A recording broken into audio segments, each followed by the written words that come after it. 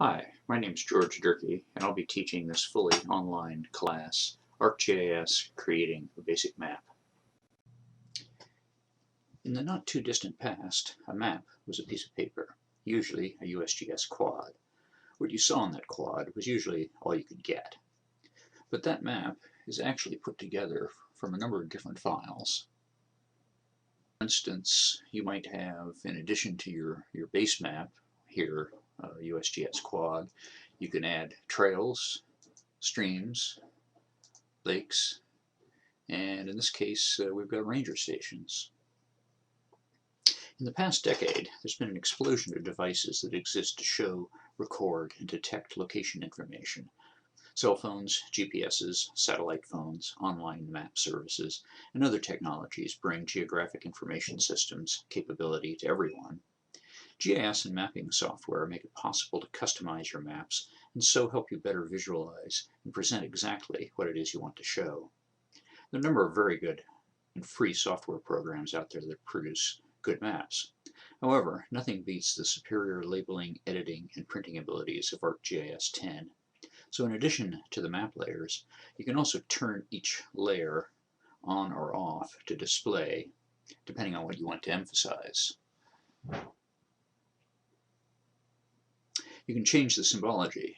For instance, you might want the ranger stations to show as an actual ranger station. So here we just search the symbols, and voila, we have a ranger station symbol, and it changes on the map. And you might also want to label your features better. So right now you can see we have Charlotte Lake label on, but it's pretty small and hard to see. So we go down to properties,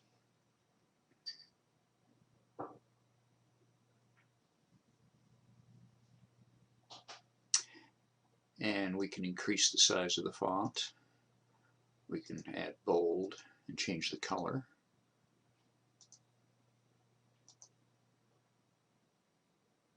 And ArcGIS also allows you to move the labels around to better describe the area.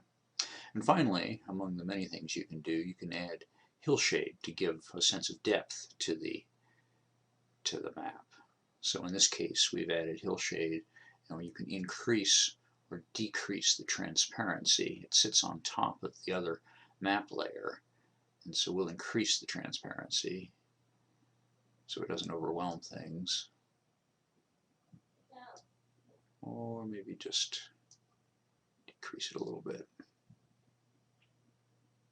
And another advantage of ArcGIS is that you can use it entirely disconnected from the internet by having all of your necessary map and data files on your computer or even a portable USB drive. This class is strongly recommended for anyone planning to take Columbia College's Geography 62 GIS Mapping Introduction to SAR GIS, where we use the software tool called SAR. SAR instructors have found that those without the GIS background too easily fall behind, not because they're unable to understand SAR, but because they've got to play catch-up when using the ArcGIS interface and tools. A few hours spent taking this course should solve that problem. But this class should also be really useful to anyone who wants to fairly easily achieve a basic familiarity with ArcGIS and quickly create a map by using it. Most people find ArcGIS an intimidating program when they first look at it. As a result, they often stick with software they're more comfortable with and are then unable to take advantage of the greater capabilities of ArcGIS.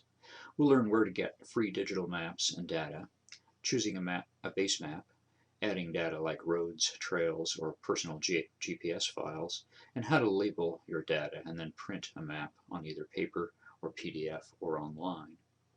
You'll also learn the importance of maintaining a standardized file structure and naming convention for your files that you create or acquire.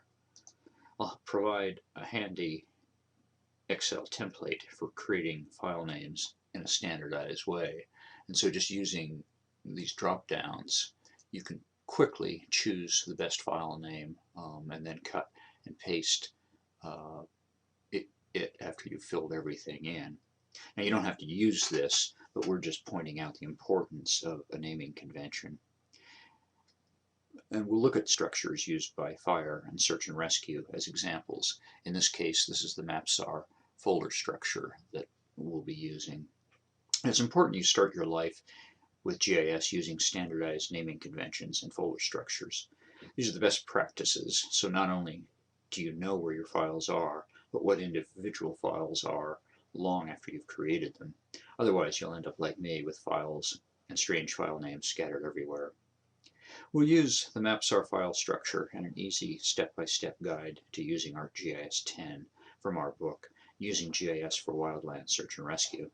This is a free PDF download, either from the Columbia College Blackboard site for this class, or by going to mapsar.net.